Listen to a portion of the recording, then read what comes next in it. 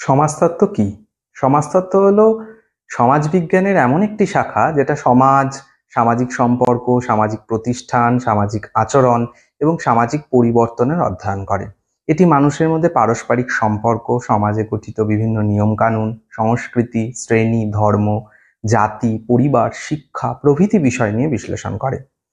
যেমন সমাজতাত্ত্বিক অগাস্কোত বলছেন, সমাজতত্ত্ব হলো মানুষের সমাজ ও সামাজিক আচরণের বৈজ্ঞানিক ও বিশ্লেষণমূলক অধ্যয়ন।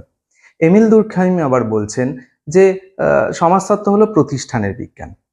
সমাজতত্ত্ব কিভাবে কাজ করে? সমাজে মানুষ কিভাবে একে অপরের সঙ্গে সম্পর্ক গড়ে তোলে, সমাজ কিভাবে গঠিত হয় এবং পরিবর্তিত হয়, বিভিন্ন সামাজিক সমস্যা যেমন ধরো দারিদ্র্য, বেকারত্ব, লিঙ্গ বৈষম্য, বর্ণ বৈষম্য ইত্যাদির কারণ খোঁজা এবং সমাধান ব্যাখ্যা করা, সামাজিক প্রতিষ্ঠান যেমন পরিবার, শিক্ষা, ধর্ম, আইন ইত্যাদির ভূমিকা নিয়েও সমাজতত্ত্ব কাজ করে। এবার আসে সমাজতত্ত্ব পড়ে কি জানা যায়। মানুষের জীবনধারা, মূল্যবোধ, সমাজের ক্ষমতা ও বৈষম্যের কাঠামো, সামাজিক সমস্যা এবং তার সমাধানের উপায়, সহজ ভাষায় বললে যেভাবে জীববিজ্ঞান শরীর নিয়ে আলোচনা করে, পদার্থবিজ্ঞান প্রকৃতি নিয়ে কাজ করে, ঠিক সেভাবেই সমাজতত্ত্ব মানুষের সমাজ ও সম্পর্ক নিয়ে কাজ করে। ধন্যবাদ।